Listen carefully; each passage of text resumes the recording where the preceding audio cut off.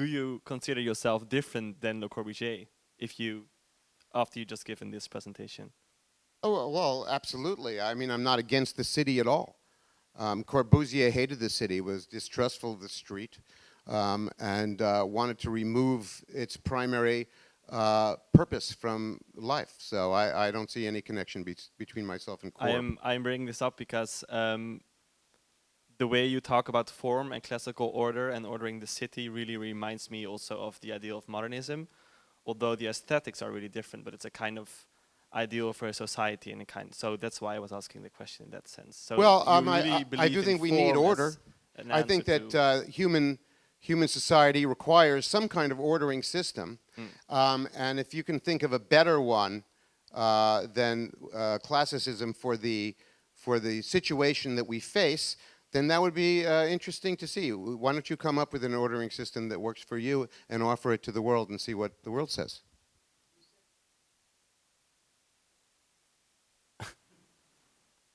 Yeah. I also have a question for you, Edward, and it has to do with the Nobel Center, which is being built, planned here in Stockholm. I don't know if you heard about it. It's a box designed by David Chipperfield, and my question regards if you have any explanation on why, like Koolhaas and Chipperfield, tends to draw boxes, which probably takes like 2 minutes in SketchUp. Why that is good architecture, because I don't get it. I think there are two reasons. One involves my new theory of history, which is that things happen because they seem like a good idea at the time. And then time passes and they're not such a good idea. And the second one is that people don't get what they expect, they get what they deserve. I don't want a box. I want something more beautiful. Well, maybe the authorities Oh. Can't you hear me? It's a small room. Maybe the authorities in maybe the authorities in urbanism and architecture have failed in their mission, and maybe that's the explanation.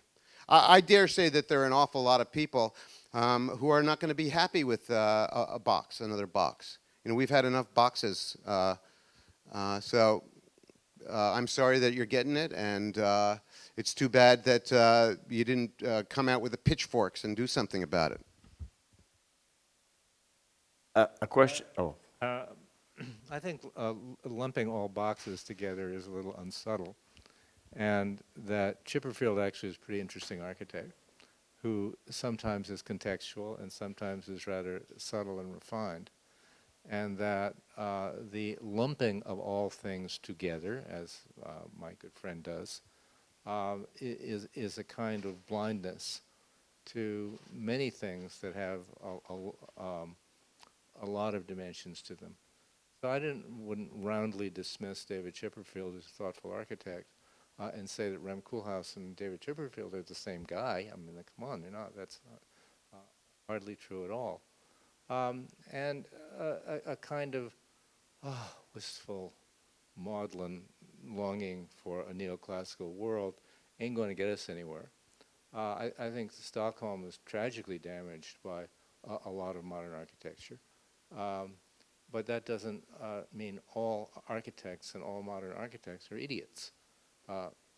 So I think that honing your judgment and making it more focused and more critical and less universally dismissive is actually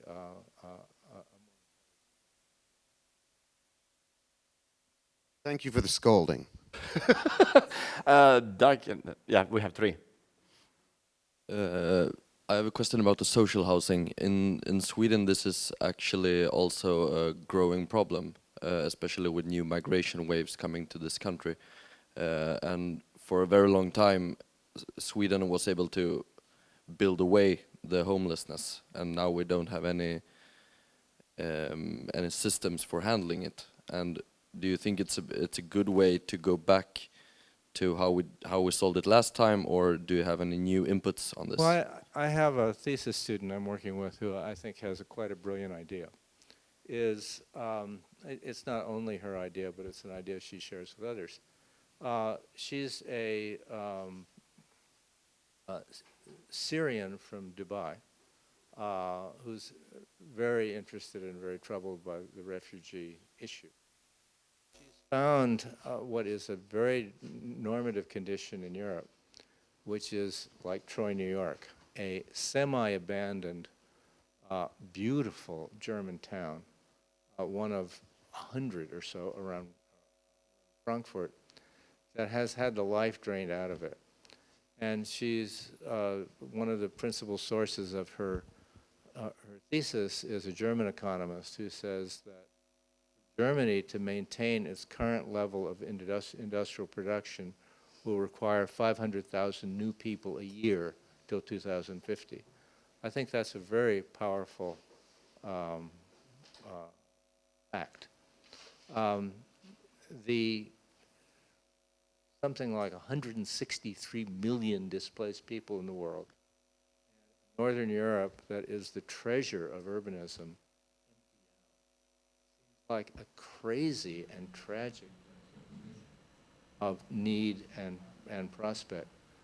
So I think that the refugee populations have enormous promise for revitalizing a lot of life, or Troy, New York for that matter, or Detroit for that matter. The withering of resources so that we have 650,000 homeless in the United States is not a big number. It's just a crazy, tragic number.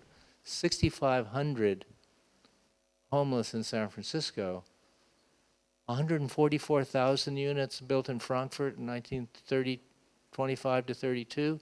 The resources that we're devoting to a problem are so minute compared to the problem, but the problem is not that huge.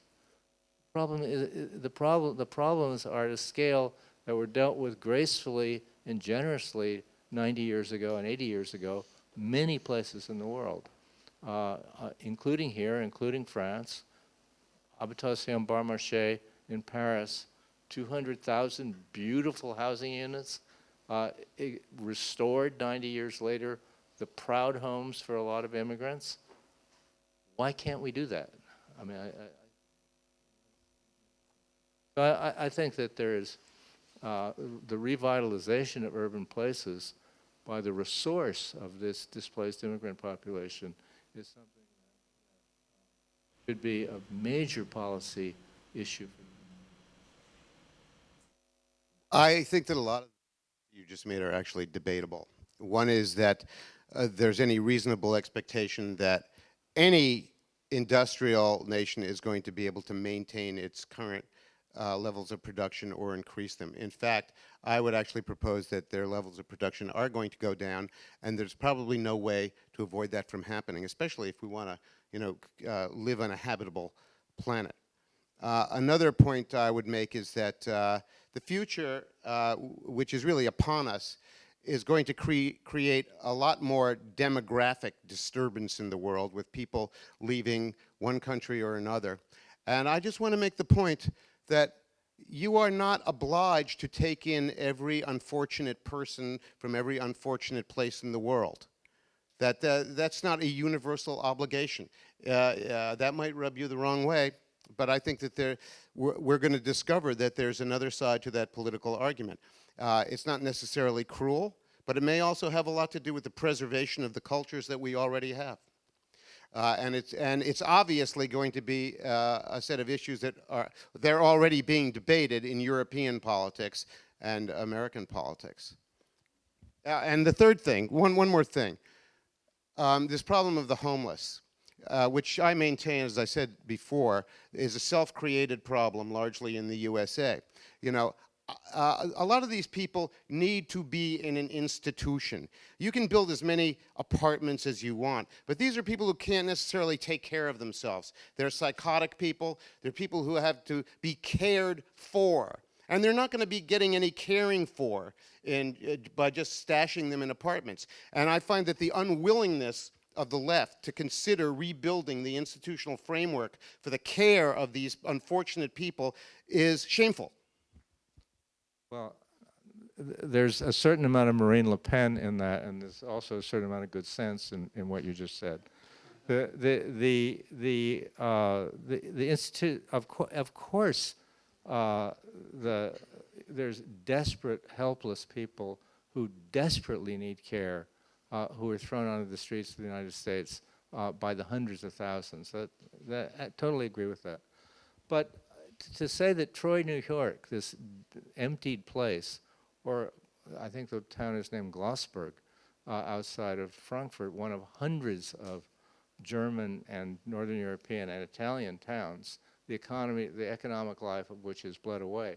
To say that the possibility of the immigrant populations who, in these horrible camps put up by the UN High Commission for Refugees in Jordan and other places, who in the midst of this tent city or having packing crates to live in, are creating real urbanism with bakery shops and places that make wedding dresses and all sorts of economic and cultural activity. To say a place like Troy, New York could not benefit from a new wave of immigrants like the Irish, like the Italians, like the Jews who came to the United States 100 years ago, I think is just plain xenophobic. I would just like to rephrase my question, because it wasn't actually about that. Is this a governmental issue, or do you see any private solutions to it? And I want to address what Dan said before we get to your restatement of your question. I believe that we are misunderstanding the destiny of these vacant places, especially in North America. We have a lot of deactivated, disinvested, underused small cities and small towns. But we have many, many dozens of what are called metroplex, giant metroplex cities that have exceeded their plausible scale for sustainability for the future. These places are going to get smaller, each and every one of them. New York, Washington, Boston, Atlanta, Houston, Dallas, Minneapolis, San Francisco, Los Angeles, blah, blah, blah, all the way down the line. These cities are going to contract. They're not going to be able to support the repair of their infrastructure, and the people that are in North America are going to need someplace else to go. They're going to need these smaller cities and the smaller towns that have been ignored and made derelict for the last 50 years, and we need to populate those places with the people in our country, because our cities are going to have to get smaller. We do not need to import a new population of immigrants to inhabit those places. And I don't think this is understood at all in my country. Why the cities? Because the capital is not going to be there to run them. The capital is not going to be there to fix the infrastructure. The capital is not going to be there to support the business activities that are currently done there. The reason that New York City is in the condition that it's in now is because of the financialization of the American economy, which must be regarded as a monumental, epic stupidity and crime. Because most of that activity was devoted to accounting fraud and swindling. And so you're going to see New York City have to contract. Ranting at the American city is not going to make it go away. I mean, there's not the slightest scintilla of evidence that the Bay Area or Los Angeles or Dallas Metro or any of those areas are withering or about to wither. In fact, most of the American metropolises have gotten to be better urban places as they've grown. Certainly true of Los Angeles, that has become a cosmopolitan and really quite livable city where it was not 20 years ago, and its population growth. But you're assuming that the trends of the last 20 years are going to continue. I wouldn't assume that at all. I wouldn't make that assumption at all. I would check my assumptions at the door about all of these issues. So, Jim, I agree that you're thinking longer term than most of us, and you're compelled. Not that much longer. Well, anyway, longer, I think, than many of us, than I am. Architects and urbanists have to make 30-year plans. Okay, I'm trying to compliment you. Okay. You gave another compelling talk with your oratorical flourishes and so on, which is particularly effective on a lay audience. But here's the problem with an architecture audience or a planning audience. And again, I'm trying to be constructive here. For instance, the word sublime. I think you use it in only one meaning of the term. We just went. Well, it's Edmund Burke's meaning. Okay, but we just spent yesterday going to Asplund and Leverance's cemetery, and we were using the word sublime all the time. It was peaceful and beautiful and moving and spiritual. So sublime isn't necessarily terrifying. That's a semantic argument. That's not what's happening. No, it's, Okay. Okay, it might be Dictionary. equivalent. It might be equivalent, but let's take this thing about whether our cities are going to shrink and whether we need refugees or immigrants or whatever. I think Ellen's talk showed a genuine new urbanism, not an old urbanism. It is a whole new kind of urbanism, and notice that it was Hispanics and Arabs and all sorts of other immigrants that are turning those suburbs, which are entropy made visible, I agree, into decent places. And it's relatively bottom up. Well, it's both top down and bottom up. So I think there's plenty of room for immigrants to make, it's the new North End. It's the new Brooklyn. It's the new. But it's essentially a sentimental argument, Doug. Microphone, please. Oh. Use microphone. It's a sentimental argument. Sentimental, it's working. I don't believe for a moment that some of those plans that Ellen showed are going to work out. I think that they are also, unfortunately, suffer from what I would now, label as a kind of grandiosity of aspiration. Well, they are getting built. Well, they may get built. I'm not sure that they're going to work out, because I think that the problems that we're going to encounter with energy and capital are going to meet them just as they come into being, and then they'll be white elephants. It's hard to know. You don't know, Yeah. but that's But, my but, opinion. but one thing we could talk about in more concrete terms is box, which you dismissed whole cost. I think Dan's right. There's some good boxes, bad boxes. We're in a box right now, a brick box made with modular materials. Brick could not be a better modular material. And it has a perfectly comfortable background ambiance about it, fits in, makes the more monumental buildings more important. It's playing second fiddle, third fiddle. And there's some new boxes done by good architects like Chipperfield and others that are really extreme. No, but there's what you call the abstract box. There are some extremely elegant boxes on the planet that I think are uplifting, sublime, and aesthetically beautiful. So I just think for this audience, it's a little simplified, but it's perfect for the general audience. We'll have to. But I had a small question before we leave you for the break. When you showed that very disturbing picture of 200 meters distance between the homeless and the Twitter headquarters, how to bridge that gap? What is your solution? Well, I don't have I'm not an economist, I don't have a solution, but there is an obvious obscenity with that scene occurring at the greatest site of wealth formation in the world. They're not 200 meters apart, they're not 200 feet apart. They're right there at the front door.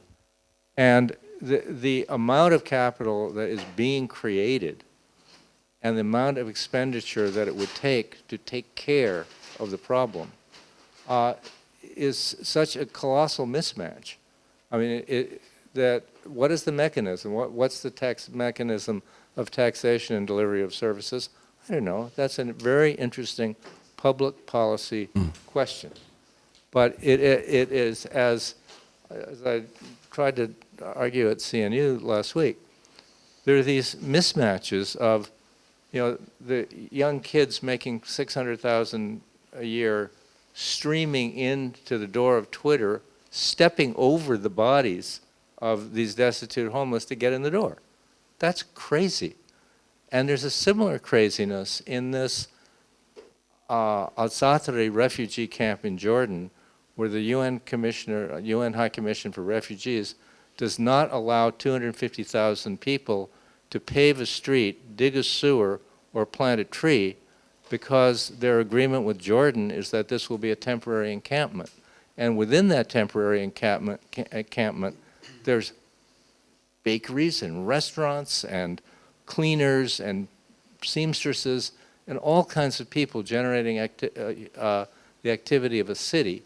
And then dotted throughout Northern Europe, there are beautiful urban places that are emptied of life. That's the similar kind of craziness. So what are the policy initiatives that can address those two somewhat related forms of madness? I don't know. I'm just an architect. But I'm observing this condition. Well, I do have an idea, and I'm not an architect. And my idea is, you place a lot of the people who need it in institutions. But I want to point out that the very people who work at Twitter are exactly the people in the United States who would be against that. They would be exactly the people who regard the homeless as an oppressed political class who should not be institutionalized, because that was the reason that they took them out of the institutions in the first place. So I think that the people at Twitter only have themselves to blame for that situation, and it's a sentimental idea that that they're not.